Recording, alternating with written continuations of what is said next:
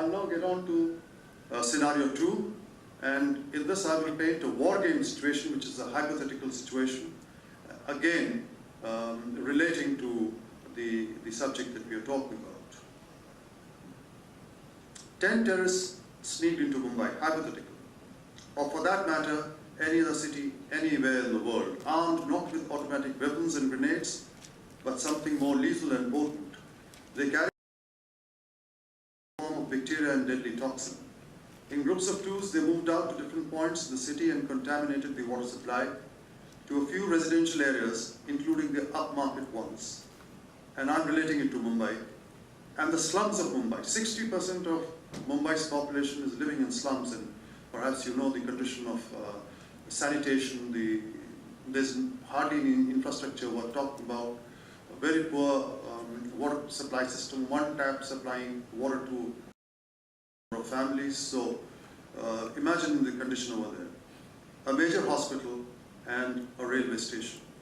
In a matter of hours, their job was done, and they left the city quietly on the way out of the country.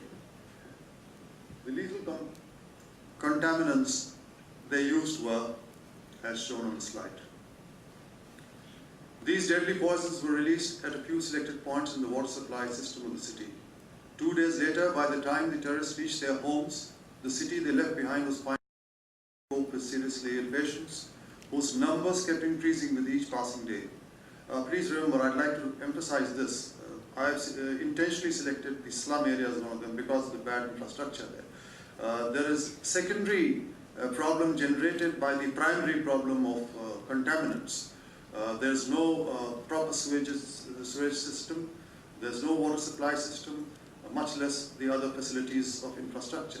So as one child or one woman or one man falls ill, contaminates, and there's a cascading effect of illness which tends to move towards an epidemic. So it's not one terrorist poisoning 10 people. The cascading effect runs enormously high. On the 4th and 5th days, the hospitals were collapsing under pressure. They could no longer cope with the casualties. Besides a medical problem, it was becoming a difficult law and order problem as well for the administration. Doctors, administrators, senior government officials were also following. It became impossible to dispose of the corpses, which were in hundreds and increasing every day. Work and normal life was completely disrupted on the 6th day. People of Mumbai started to panic as plague, cholera, and other gastrointestinal diseases spread across the city like wildfire. They tried to leave the city by any means available. Some fell sick en route and died. Within 7 days, this lively city of nearly 20 million people was gasping for breath and struggling to survive. And declared, but was not of much help. Ladies and gentlemen, a terrorist attack like this would play havoc into our societies.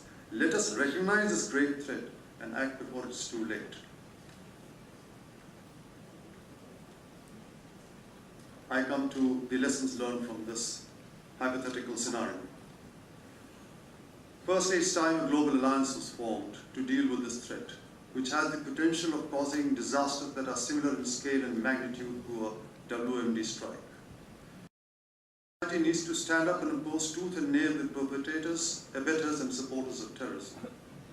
The civil society in India, and I'm sure in the rest of the world, is in a mood to support initiatives for security of infrastructure and the community as a whole. Now is the time to act. The initiatives will have to be strengthened by legislation and financial support. Other than a global alliance, it will be necessary to put up similar bodies in each member state, and within each state, in each region and each city. All contingencies will have to be visualized, threats evaluated, SOPs and emergency plans formulated to cater for them. A vigorous program of public education will have to be undertaken to improve the awareness of the society, as well as to prepare it for contingencies. Preparation of contingencies will take the form of crisis management, where vertical and lateral coordination will become necessary with all departments and disciplines of administration.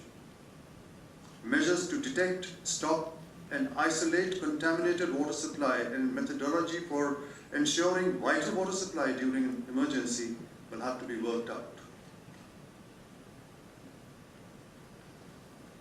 In the second part, I'll talk something about some aspects of crisis management, the role and scope of public education. The threat which looms ahead of us has to be tackled at three levels: organizationally, by the community, and by the man in the street individually. It is in that latter capacity that I'm talking today. The entire effort synergized and coordinated by crisis management teams. Public awareness is a key factor towards this end. Innovative means to achieve this goal will have to be devised. The message that has to go across can be described as follows. The nature of the threat must be put across in a simple but effective manner. As far as water security is concerned, the society has to be told that water supply systems are soft targets for terrorists. The community has to be informed what type of contaminants can be used by terrorists and what could be the likely effects of such contamination. On the other hand, the society will also need to be assured that a new water security organization is being created to help protect the water supply system. And as responsible citizens, their cooperation would be required to maintain safe and clean water supply. That's a very important aspect, I thought, of dealing with this situation. Threats can be minimized, but not ruled out. Therefore, the man in the street has to know what actions he would be expected to take in a particular contingency. This should include a general sense of alertness, reporting of suspicious activities, and first aid in the event of sickness till expert medical attention is available, as the learned doctor just mentioned. It will be necessary to have redundancy in water supply system. This is another concept that I am suggesting. We've already spoken about it. I'll mention in a few words more on that. The community will need to cooperate in establishing this redundancy and know how to use it. The security of this asset will remain the responsibility of the community itself. I'll say a word about this a little later. In India, a subject called environmental studies is taught in schools to students from grade 1 onwards. Perhaps water security could be included as an important chapter of this subject, thus inculcating a sense of awareness in our children from an early age so that their reactions to crisis situations are correct, prompt, and